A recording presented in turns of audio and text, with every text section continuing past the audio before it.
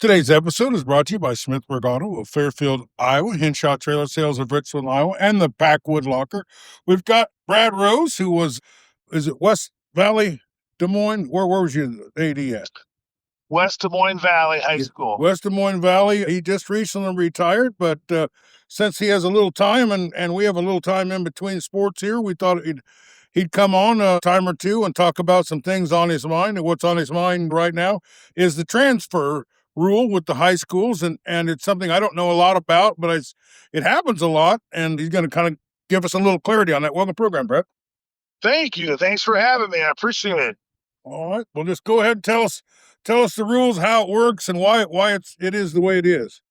Well, I mean, I think when you and I talked about what people might not know about or might be interested in, I think one of the subjects that came up was the transfer rule.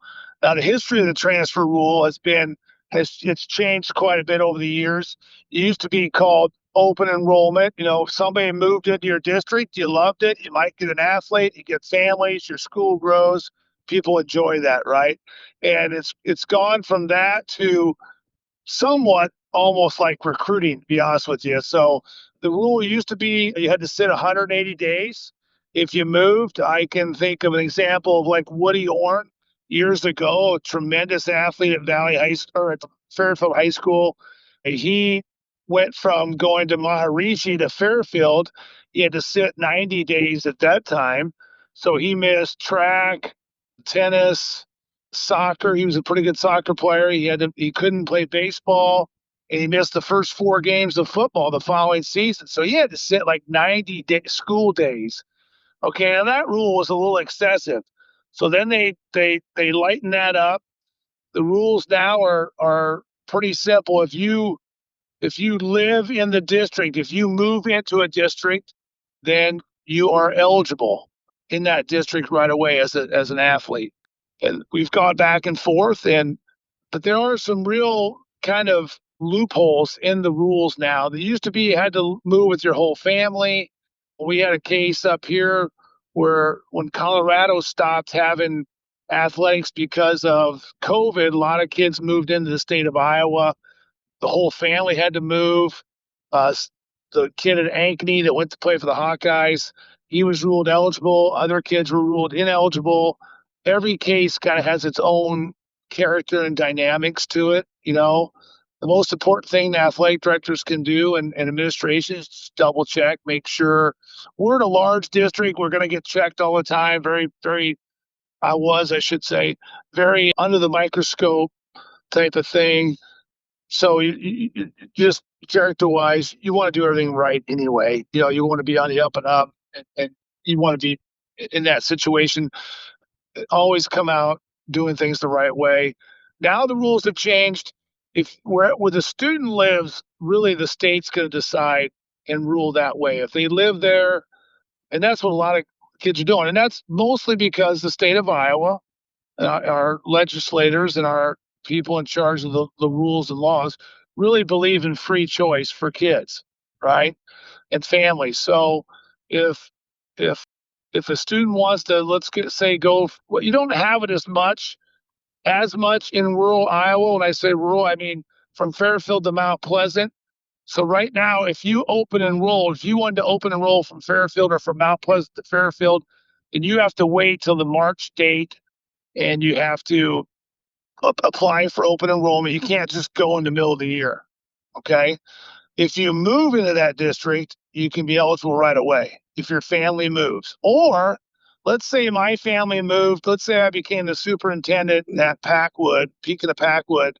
All right. I got some job down there, but there was no housing in that district that I really liked. So I wanted to live in Fairfield and open enroll my kids to Pekin. You could do that upon a move. There's a one-time clause, and that's what that rule is designed for people moving to rural areas. But what happens up here in the bigger cities is someone will move, they'll get an apartment, let's say from West Des Moines, they'll get an apartment in Waukee, okay, and that makes them eligible in Waukee right away. But if I wanted to go to Waukee Northwest, as long as I move out of the district I'm currently in, then I'm eligible to open enroll anywhere for free. But I can't do that I can't do that. I can't open enroll at any time. So then what happens a lot, what you see a lot at the parochial schools in this area, is kids will transfer. Let's say there's a real sense of searching out there for these families. So let's say, for example, I don't really like, I don't feel like I'm getting recognized at Carlisle, let's say, for example, in football. So I want to go to a bigger school. I want to go to a CIMO school, Valley or Dowling or Johnston. Well, if I go to Valley or Johnston, I have to move in. If I want to go to Dowling Catholic, I can just go to school there at Christmas after the Christmas break, second semester, without moving. I'm still ineligible 90 days, but I'll be eligible when football comes around. So you're getting a lot of that type of activity going on. And I wouldn't say you really, I guess you would say it's an advantage to those to maybe a parochial school in that situation. But the public schools also have the ability to waive.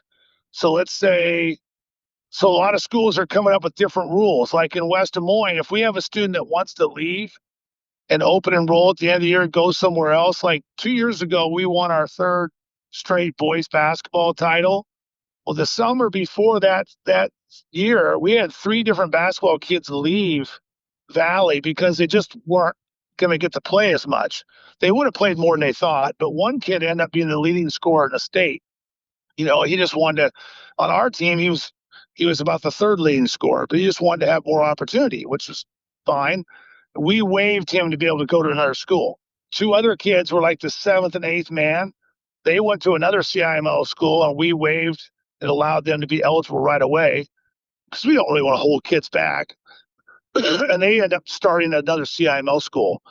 A lot of districts are not waiving if you go to a school within their league.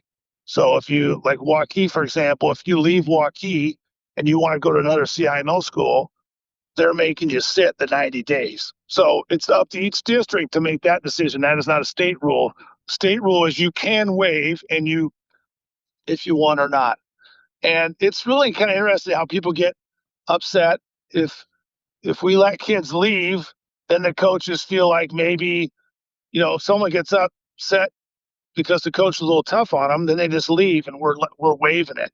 That's not really the idea. The idea is to be pro student, not to be against the coach. And most of our coaches here had no problem with it because they wanted, you know, if the kid's not happy here, then there's no sense dragging them through the mud, making them wait to go play somewhere else. That's our philosophy, but other schools maybe don't have that philosophy. So I threw a lot of information at you there in 5 minutes, but the rules have changed so much. But it's really amazing how much kids are transferring. And it's also amazing to me how much sometimes not quite so honest behavior happens. And you have to, it's amazing how important it is to get kids for kids to be able to move around and get playing time and those kinds of things. And having two children that have gone through a big school district with the potential of not playing, I do understand that people want a choice to be able to play. And we don't have a cut policy, so we have a JV 3, 4, 5 team at basketball and all those things to try to give kids an opportunity to play, but not necessarily always going to play varsity. So anyway, that's a lot I threw at you, but you can throw some questions back at me now if you need to. All right. Can you walk me through?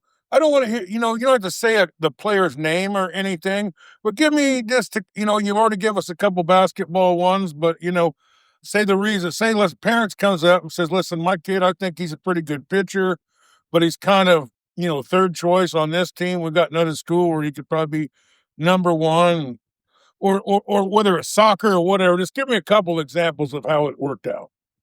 Well, that's exactly what happens. So it could be a school the same size, or it could be a school bigger or smaller. The student may be seeking more competition, or the student maybe realizes that the family realizes they're not going to get to play, so they want to go to maybe a school that has more opportunity, not quite as competitive of a roster, let's say, for example. So what happens is it used to be 3 years ago, you could leave at any time. So if you had a student at school A and they want to go to school B, they could open enroll in the middle of the year, and they would do that. But what happened was we had so much open enrolling going on with students that the academic folder was hard to keep track of. And so what was going on was we had kids transferring schools, not just for sports, but for academics. And technically, that's what you're supposed to be transferring for in the first place. But we all know that doesn't always happen. But what was happening is it was hard for the principals and the counselors and the teachers to match up all those different classes. Your math class at one school maybe didn't match up with the math class at the other school. And it was really a lot of, and then when you get into special ed and those kinds of programs, it's just really hard in the middle of the year to come up with staffing to take care of all the different kids. So they kind of did away with open enrolling throughout the year and said, okay, if you're going to open enroll, you have to apply by this March date for the next year. Okay. So in this example that you're talking about, for example, the student wants to go play soccer. Like right now, you realize, okay, soccer starts in 2 weeks. I really want to go to a different school. I'm not happy with the coaching change they made, the new coach, whatever your reason might be. I'm not condoning any. I'm just saying. I get So it. then what you have to do is basically your family has to move into the district for that. If it's a public school, they have to move in to be eligible right away. And that's obviously economically, that's a challenge for many, many households. Or, and this is what the state always reminds you, that you can do that, but you're not eligible for varsity play for 90 days. So a lot of times we'll get a lot of families that come in junior high anticipating that they want their student be able to play in ninth grade, 10th grade, those kinds of things. So if you don't mind playing JV, then you can transfer earlier, but you're not eligible for varsity play for 90 days. Okay, so Let's see. So baseball. Here's a baseball example. Let's see. We had a student leave that wanted to go somewhere else and play. We allowed them to, and we waived it. So the other thing is, if they want to leave right away, open enroll right away, and the schools want to waive it, they could. But really, you can't even do that right now until after March. So technically, the student's going to have to finish the school year where they're at and then be eligible next year. So right now, there's not a lot of options other than moving. Now, the one exception that I didn't bring up in the rule is if there was some type of case reported bullying or mistreating behavior, if a student had a legitimate case that's been investigated, can't make it up. You can't just say all of a sudden I was getting bullied because you want to go play somewhere else. But if there are legitimate cases, which do happen obviously in schools, where students being bullied either by the team or other members of the team or any situation in that school and classroom, then they are immediately eligible. If that's a founding case of bullying, they're eligible right away to whatever school they move to next. all right. I got a scenario I want to throw out. This is probably the last question I got for you. I think we covered this fairly well. Yeah. There, this is a small school problem, and I'm talking 8-man football problem around here that happened. Lone Tree, uh, they wanted to have a football team, but on the day one, only 10 kids. They had other kids they thought were going to play that didn't play. Maybe an 8-man football team, maybe you could go with 12, maybe you could go with 16. I don't know. I think teams tried to go without enough players, and it really hurt them in the year. So here we've got 10 kids that want to play football, but their school doesn't play football. Where there's another school very close to them is Highland. All right. Highland, they say that, I don't know, they probably had 16 or 17 kids to start the year, but a couple games into the season, several of them got hurt. He was, having to use freshman kids that maybe weighed 100 pounds to be offensive linemen at the end of the game, and that caused some kids to get hurt and things, and they just wound up not having enough people to continue to play. So that was 2 weeks into the season. So Now you already got Lone Tree's not on the schedule anymore.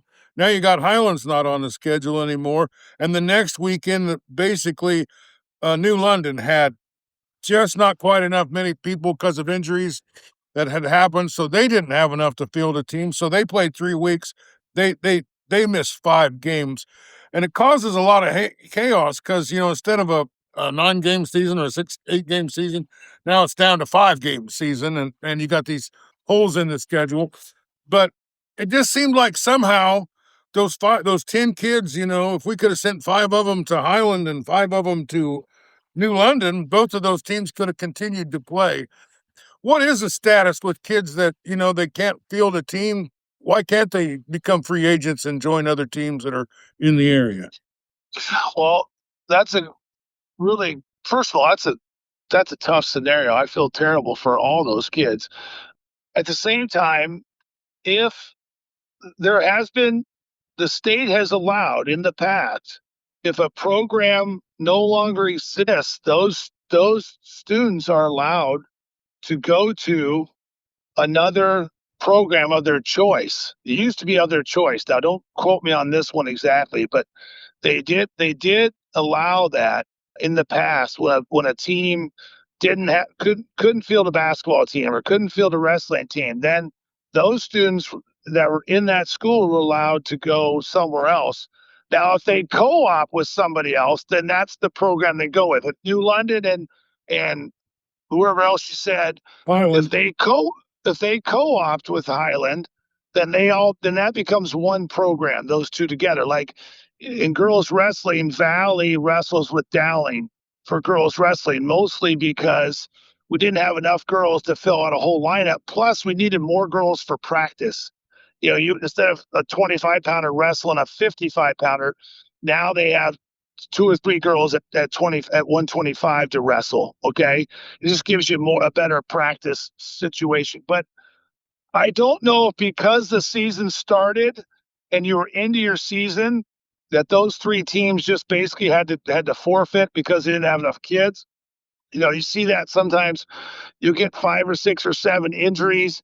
Teams are bringing up younger kids like freshmen to play varsity, and then it becomes a situation. Do we finish this season or do we not finish it? Now, at our level, at Valley, sometimes we'll have the state makes our schedule, so we'll have a crossover game, and maybe we play. One year we played Atumwa, and they just did. They were in an unusual situation for Atumwa where they ran out of a lot of kids, and they ended up forfeiting a game to us, and we had no one else we could play because that late in the year we couldn't find somebody.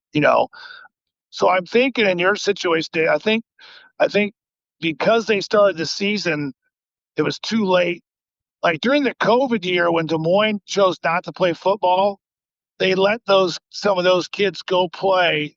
No, they had to move. They were going to let them go play other places, and then they decided just not to play. I think so. Sorry, that's not as clear, but I No, think well, because the season started, they couldn't let them go play somewhere else, which is unfortunate. You know, yeah, if they knew before the season, hey, we're not going to be able to have football this year, then those kids should have been allowed to go somewhere else that wanted to play football. yeah. I mean, the Lone Tree situation happened on the first day of practice, so I mean, I think there was probably time to work Yeah. something out. But it turned out those 10 kids in Lone Tree didn't get to play football.